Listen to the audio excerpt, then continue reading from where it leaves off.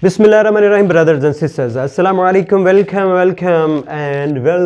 I am Muhammad Tayyumani, and you're watching my YouTube channel where we are about to unveil our newest video on the topic is what is the major difference between mind and the brain.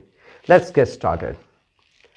The major difference between mind and the brain is that the brain is the physical organ in our body, while the mind is the complex, abstract aspect of the human consciousness that encompasses thoughts, emotions, perceptions, memories, and the subjective experiences.